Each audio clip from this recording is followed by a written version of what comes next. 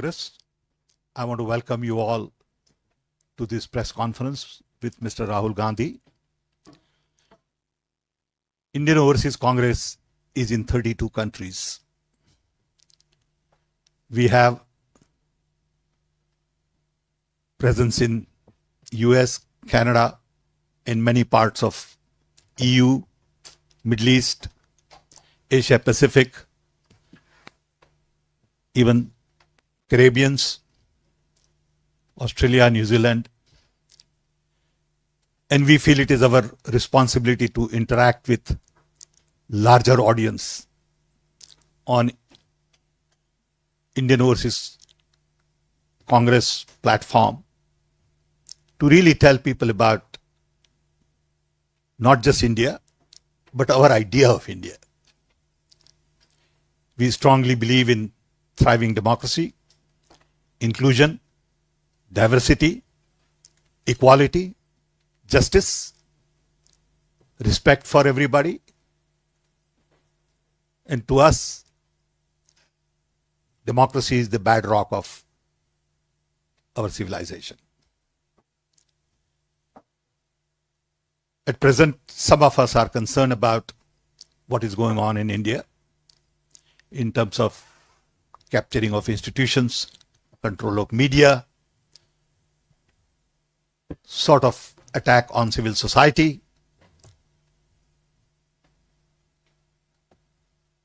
and many other related issues, including polarized politics. And as part of that, Mr. Gandhi has been traveling to meet world leaders. We had a visit in US recently, few months ago, where Mr. Gandhi went to Silicon Valley, Washington, New York. We had similar visit in UK. And we felt that it is time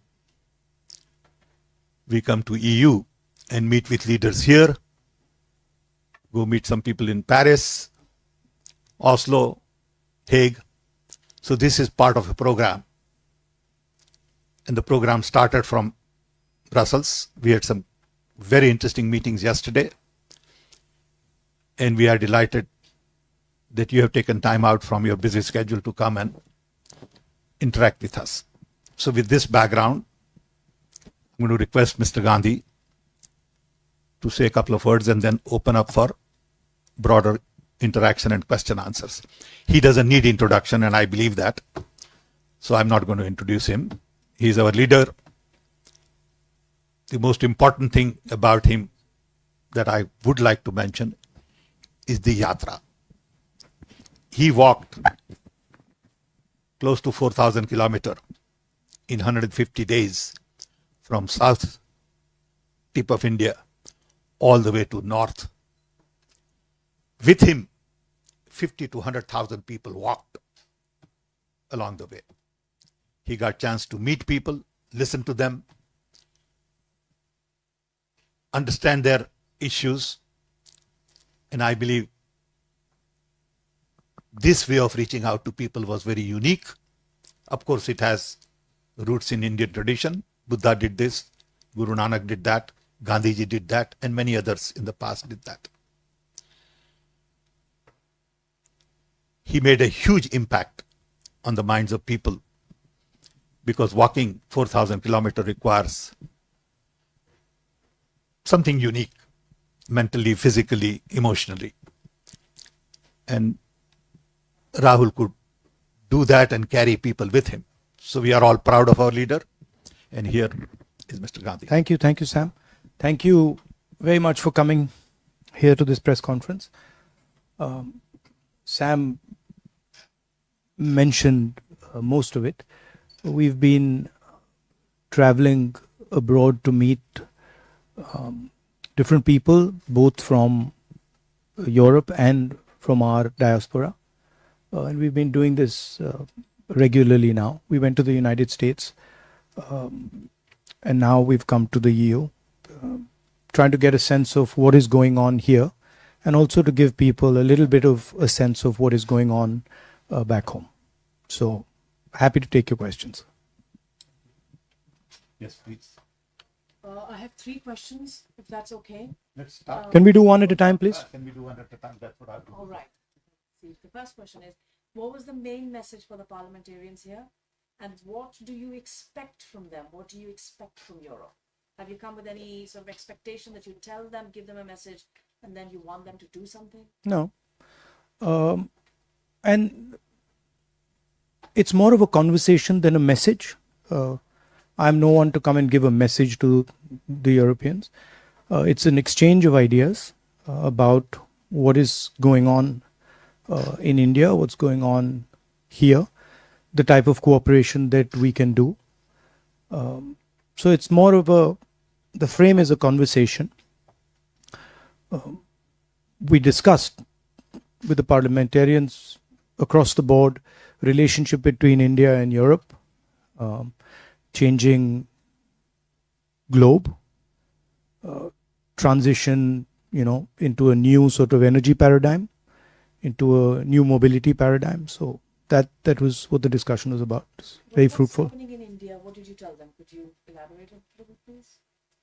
Yeah, we were giving them a sense of the type of challenges India is facing,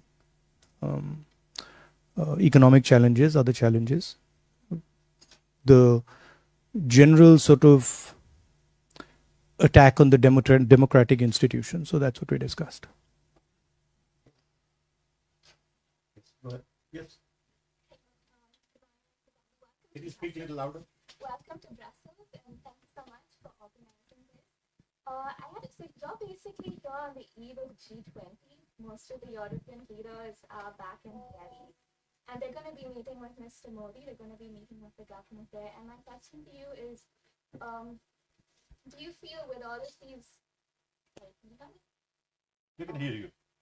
Do you feel with all of these meetings they're going to be having, the Western leaders, are they giving Hindu nationalism a free pass? Are they giving the persecution of Muslims and minorities a free pass in India right now? No, I don't think. I think the G20 is an important conversation, and it's a good thing that India is hosting it. Of course, there are issues in India that we raise. But I don't think, I think the framing that are they giving them a free pass is not exactly correct. But do you feel that obviously there's a war going on in Europe right now, and there's been this constant, I wouldn't say an allegation, but there is this aspect that India has close relations with Russia, and we've had European leaders talking to India about it. And do you feel in this aspect of trying to lure India away from Russia, they won't bring up the persecution of minorities and Muslims in India, leaders from the West? No, I mean, India, of course, has a relationship with Russia. India has a relationship with the United States.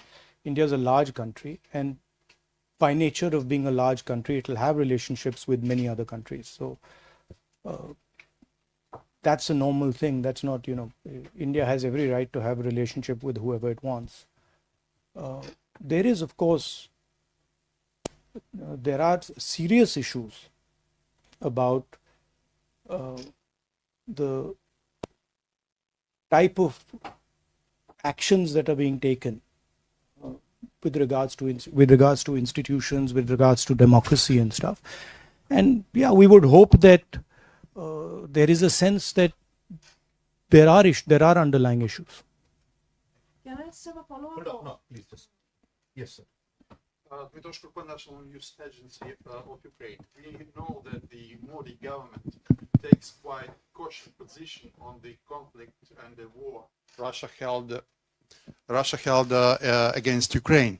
So that I'm curious, what is the opposition point of view on the issue? And the related question, is that cautious position of the Indian government related to the sharp increasing of the oil supply of Russian oil to India? I think the opposition, by and large, would agree with India's position, current position on the conflict. We have a relationship with Russia, And I don't think the opposition would have a different view than what the government is currently proposing.